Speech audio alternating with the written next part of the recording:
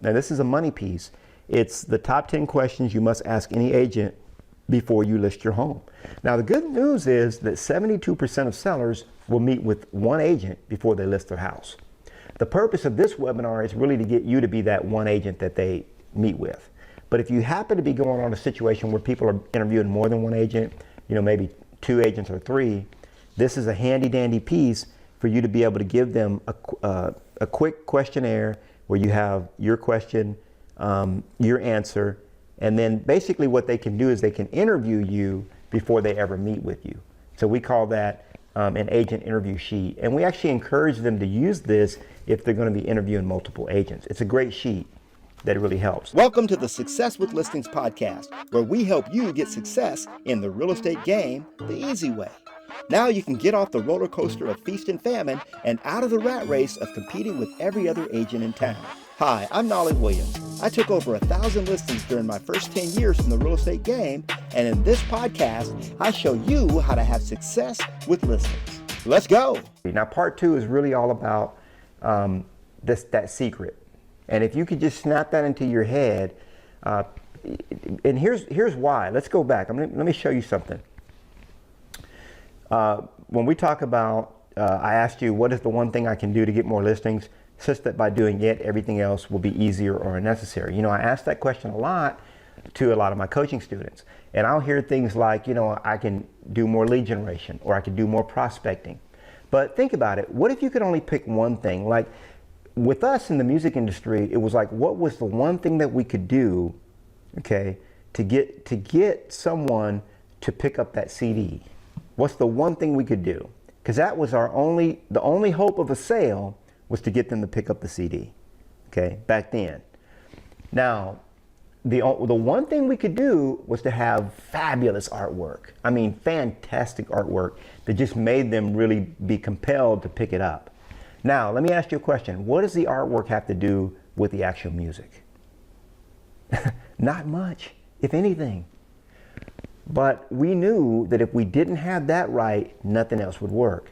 And so what a lot of my coaching students will, when I ask this particular question right here, a lot of my coaching students will say stuff like, do more, market to my sphere of influence, do more door knocking, do more cold calling, do more lead generation, time block, all these kind of things.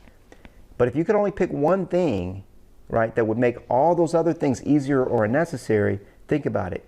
If you're a famous person, does a famous person get their calls returned? Yes.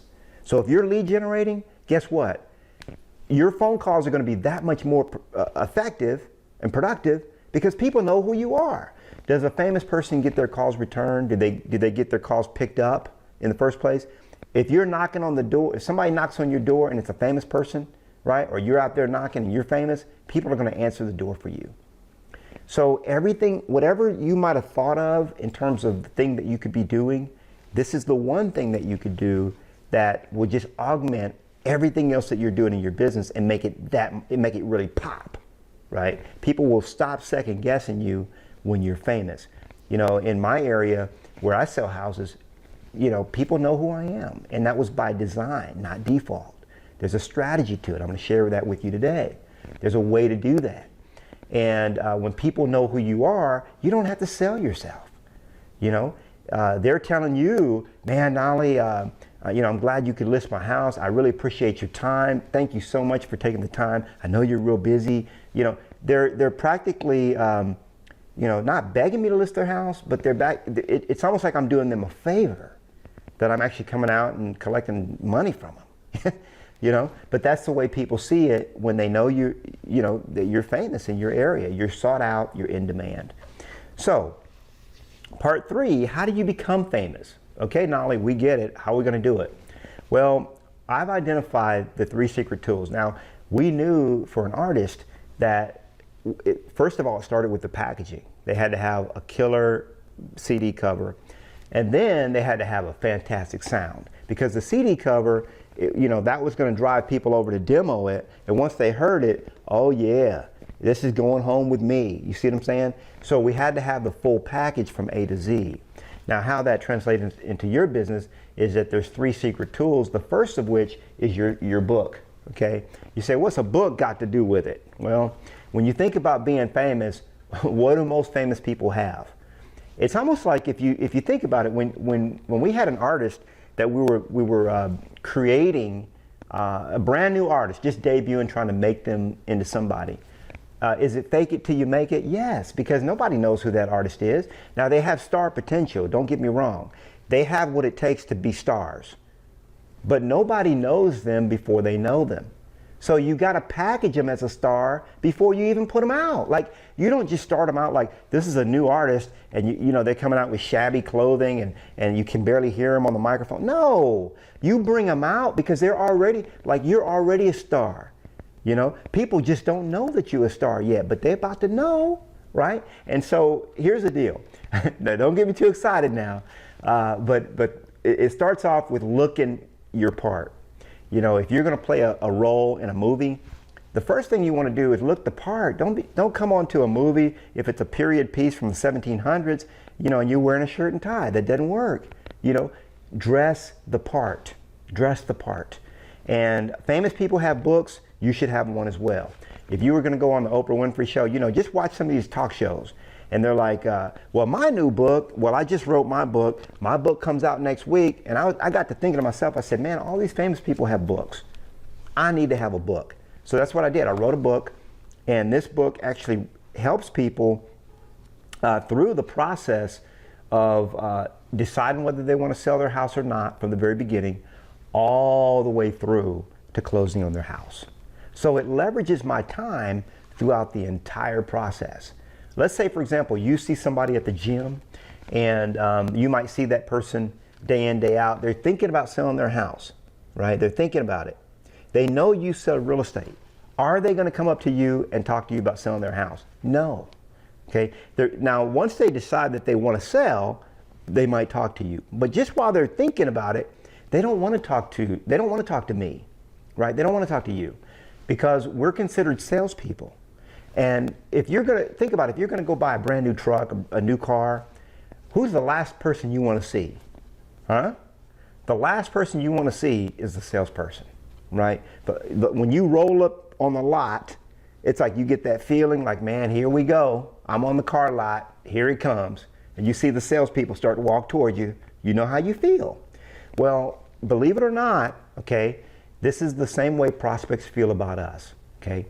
We don't like to believe that, but when you look at the trustability index in the United States of America, realtors are the least trusted profession in America.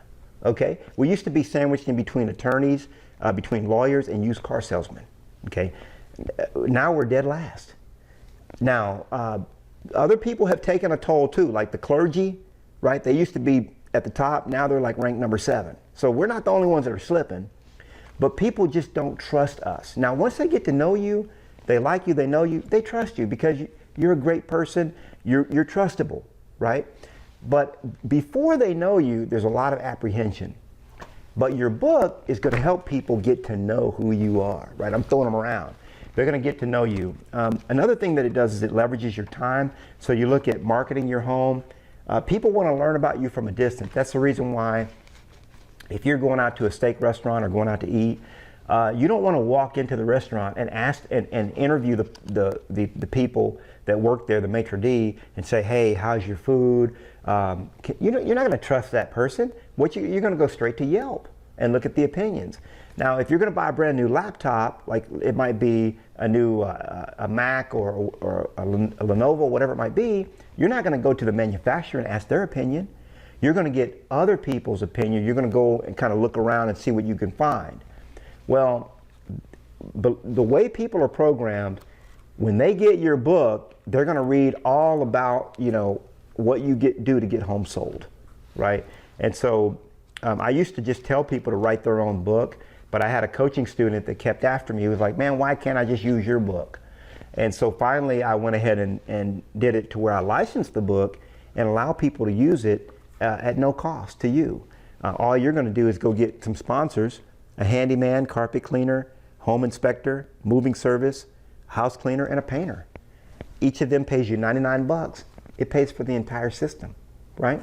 And not only that, but your sponsors are going to pay you that every single year right? So you're going to actually make money after you license the book. You're going to be making additional money just from having the book in your repertoire. Now you can write your own if you want. What I recommend, if you write your own, it's going to be about 13,000 words. It'll probably take you about 6 weeks.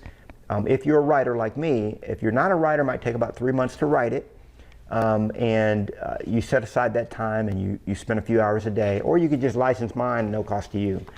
Essentially what I did with this one is I created it, and it's completely denollyized, so none of my information is in here. It's in Microsoft Word, so you can go in and tweak whatever you want to, or you can leave it exactly like it is and just change the cover. You know, what people are doing, this is kind of another example. You could just change the cover, put your logo, your company on it, and then you've got, you know, your own book. So the key, though, that I really want to get into your head is that if you want to become famous, you got to start looking the part first, right? And what do famous people have? A book. You're famous, you should have a book. Now, what's the second thing that a famous person has, right? If you're an athlete or you're an actor or a musician, what do you have? You have a press kit. A press kit. Now, in our business, we call this a pre-listing package, and I'm going to share with you what my pre-listing package looks like right now, because I think this will really help you as you're developing yours. And I'm going to quickly go through some of the key things that I have in my pre-listing package. First of all, I put it in a yellow envelope like this. I call it a gaudy yellow envelope. I get these on Uline, uline.com, uline.com. And the reason I put them in this yellow envelope is so that they really stand out. I also have a portfolio folder like this, right, that I put it in. And, you know, I do little tricks like this. Look at that. You know, you got your business card there, you pop it off, boom, consider it sold, right? Little tricks like that go a long way. And a lot of you don't want to spend the extra money, but you should spend just a little bit of extra time and money on your marketing materials, because that's what people are going to judge you by. Is you know, you say don't judge a book by the cover. Guess what? They're going to judge your book. They're going to judge you by how you present yourself. So this is what I call a seller's kit, and here are the pieces that are in the seller's kit. And I'm gonna tell you what these are, and we're going to go through them. Now, what is a pre-listing package to begin with? Now, we always seek to have a pre-listing package, and what we like to do at the Knolly team is we like to get this pre-listing package to them prior to us going out and meeting with them. There's a lot of material in the pre-listing package. I'm going to quickly go through them today, just so we'll, you know, be able to stay within our time frame. But just rest assured that there's a lot of great material in here that's going to help you succeed. Now, the first one is your cover page. This is all of this that I'm going through with you right now. This is stuff that you could easily create on your own, okay? Your cover page, I like it to be colorful and impressive. You're going to seek to wow the client from the very onset, and you want to blow away the competition. So that needs to look really, really good. You want to have a cover letter in there, right? And all your cover letter is doing is just speaking to them about who you are, what you have to offer, and introducing yourself, meeting their needs. And it's got a table of contents. It shares with them everything that is inside the actual, you know, I call it press kit, right? The next thing you're going to have in there is a marketing plan. Now, your marketing plan is going to have all the details, you know, your checklist of how you're going to get their house sold. And it's really going to add that wow factor. It's your detailed plan for getting their home sold, and it sets you apart. Testimonials. Now, we don't like to use the word testimonials anymore, but I put it here because that way you understand what this is. But we'll use the something like, for example, I'll show you mine. We call it real results. See that? We call it real results. And this gives prospects a reason to trust you. It helps them identify with you know, how you can specifically solve their problem, okay? And it lets others brag on you from a third party perspective, okay? So in other words, it's like these people are bragging on you, and you don't have to do that yourself. So really, when you go to the listing appointment, you don't really have to say anything about what you do to get home sold, because they already know.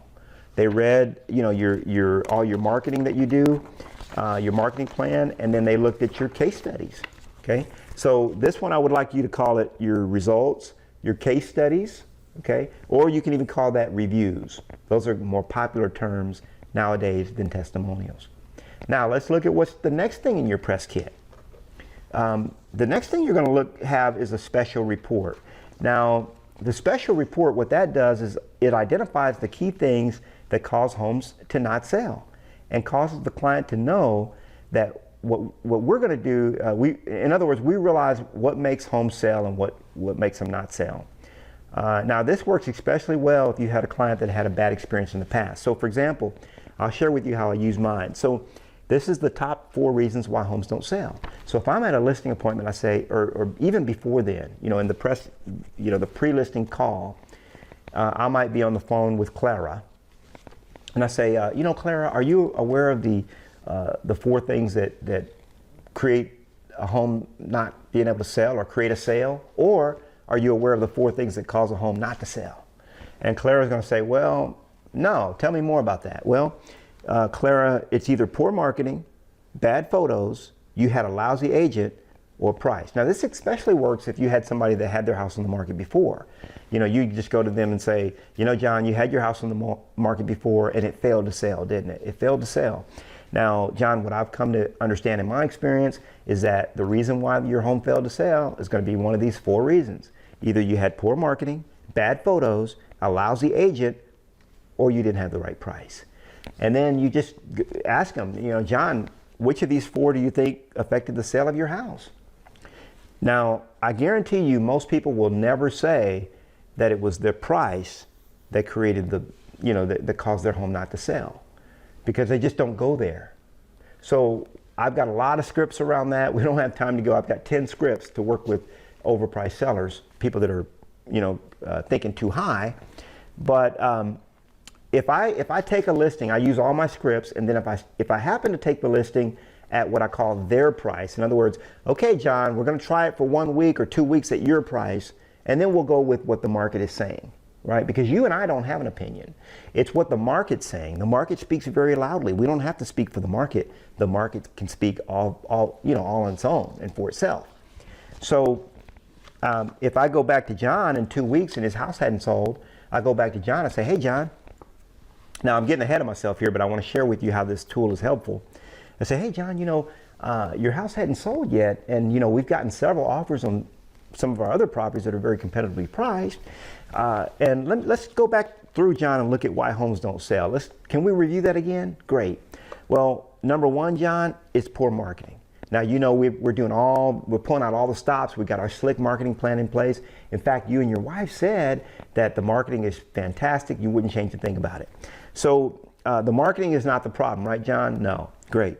Okay, bad photos. Now, remember we had that drone fly through your house, flew through the front door, flew out the back, right? Remember that, John? And we had, all kinds of different angles taken of your home, and you guys love the photos. So bad photos wouldn't be the reason. Now, John, do you have a lousy agent? You've got me on the job. Do you have a lousy agent? I wonder what the problem could be, John. What do you think the problem could be? Right? Now, it only leaves them with that one alternative, which is price. And so this is a handy dandy piece that helps you get those listings right priced quickly. Now, the next thing that we have is what we call an agent interview.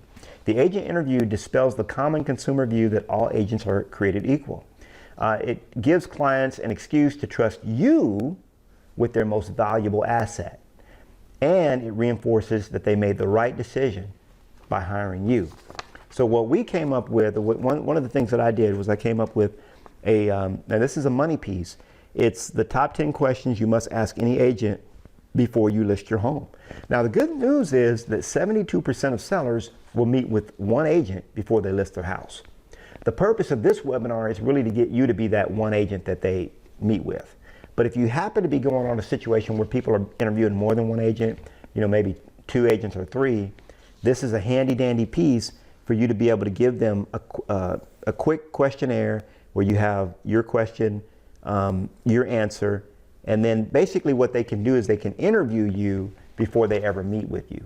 So we call that an agent interview sheet. And we actually encourage them to use this if they're going to be interviewing multiple agents. It's a great sheet that really helps. The next piece that we have is our top 10 reasons. Now, what you want to do is you want to give people reasons that they should trust you with the sale of their most valuable asset. And that's what this piece does right here. It's the top 10 reasons to trust the sale of their home to you. So it gives them 10 reasons. It also gives clients an excuse to trust you with their most valuable asset. And again, like I said, it reinforces that they made the right decision. Okay, that's the top 10 reasons, because people, in order for someone to do business with you, the possibility of trust has to exist first. And so that's what this creates, is the possibility of trust with that person.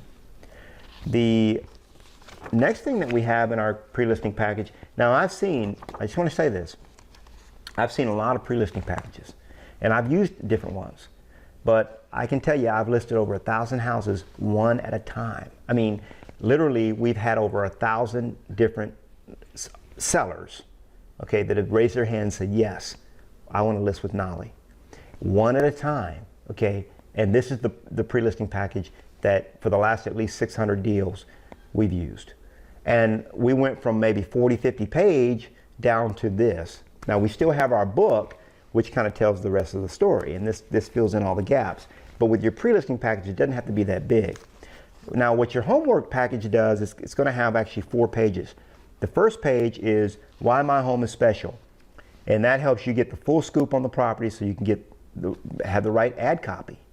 It makes you look like a genius when you come to write up what we call the ad copy on the home, and it helps your client emotionally separate. So whenever they start doing their homework, they emotionally separate themselves from the house. Okay, I'm going to give you a money piece in just a minute on this homework. Now, the second page is going to be my home's upgrades.